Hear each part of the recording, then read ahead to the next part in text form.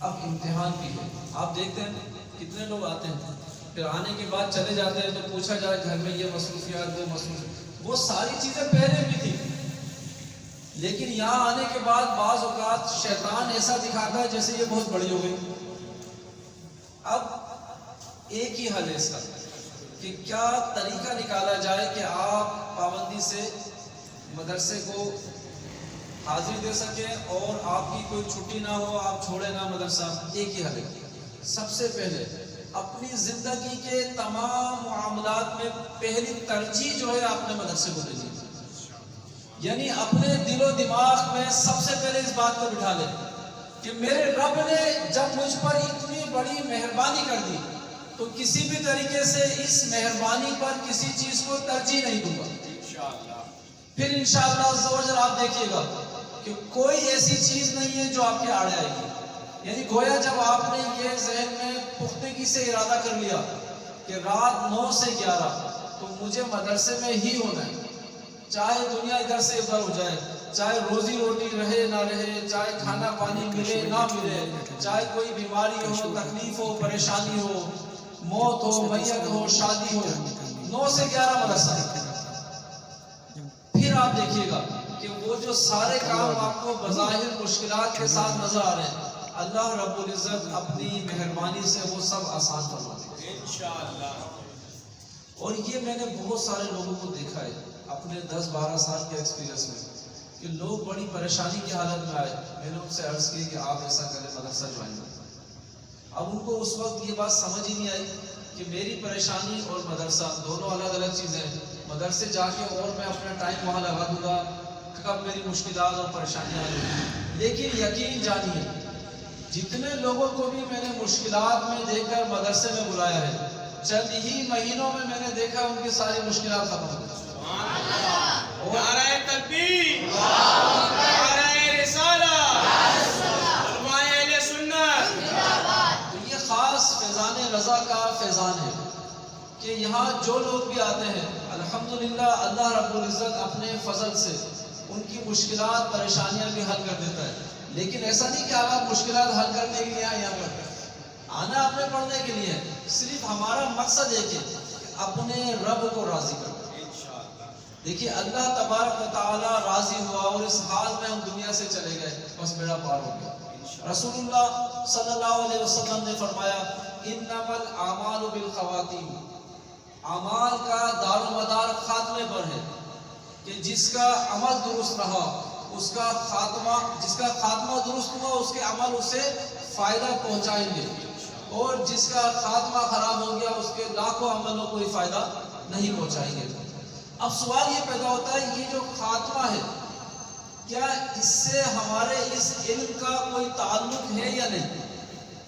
جب ہم نے اپنی بات کو اس چیز کے ساتھ جوڑ دیا کہ اصل اصول جو ہے وہ ایمان پر خاتمہ ہے، کہ ایمان پر خاتمہ ہوا تو سب چیزیں کارآمد ہیں، اور خدا نہ خواستہ ایمان پہ خاتمہ نہیں ہوا تو تمام محنت اور مشقت دنیا کی سب بیکار ہے. تو کیا اس کا علم سے تعلق ہے؟ تو دوستو یاد رکھیے بالکل علم سے تعلق ہے. اس کی مثال آپ یوں سمجھیے، امام محمد جو امام اعظم ابو حنیفہ رضی اللہ تعالیٰ کے عظیم شاگرد ہیں، یعنی یوں سمجھیے کہ فقہ حنفی کی تمام کتابوں کے مصنف ہوئی ہیں. ظاہر الروایہ وہ 6 کتابیں جو فقہ حنفی کی بنیاد ہے، وہ 6 کی 6 کتابیں انہی کی تصنیف ہیں. آپ نے اتنے بڑے علم حاصل کرنے کے بعد جب وصال کا وقت آیا تو وصال کے بعد کسی نے آپ کو خواب میں دیکھا اور خواب میں دیکھ کے یہ پوچھا کہ حضور بتائیے کہ اللہ تبارک و تعالیٰ نے آپ کے ساتھ کیا معاملہ کیا.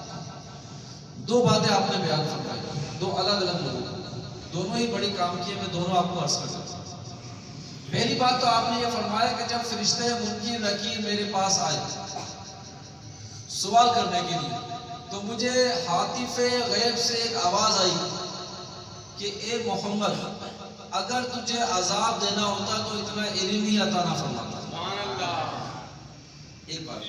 دوسرے ایک صاحب نے خواب دیکھا امام محمد علیہ رحمہ کو، تو انہوں نے پوچھا حضور یہ بتائیے کہ نزا کے معاملات پہ آپ نے کتابوں میں جو چیزیں لکھی ہیں کہ وقت نزا انتہائی مشکل ترین وقت ہے، کہ ایک مقام پہ حدیث میں آیا کہ تلوار کے 1000 وار اگر کسی میں مارے جائیں اس سے زیادہ سخت تکلیف ہوتی ہے موت کے وقت روح نکلنے میں۔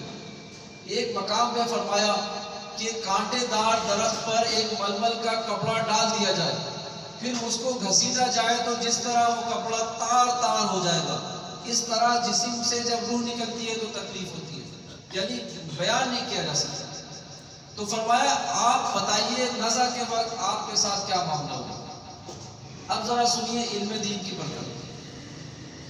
آپ فرماتے ہیں کہ میں ایک مدبر غلام کی کسی ہوتی تھی مدبر، فرمایا اس کے مسئلے میں الجھا ہوا تھا اور میں غور و فکر کر رہا تھا، اس مسئلے کا جواب تلاش کر رہا تھا، یعنی اپنی زندگی میں ایک مسئلے پہ الجھے ہوئے تھے اور جواب تلاش کر رہے تھے۔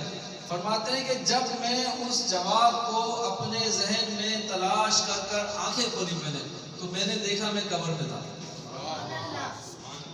یعنی ان کی علم دین کی جستجو اور اس مسئلے میں منہمک ہونے کا عالم یہ تھا کہ نہ انہیں یہ پتا چلا کہ کب روح نکل گئی، نہ انہیں یہ پتا چلا کہ کب مجھے کفنایا گیا، غسلایا گیا، دفنایا گیا۔ فرماتے ہیں جب آنکھ کھلی تو میں نے دیکھا میں قبر میں تھا۔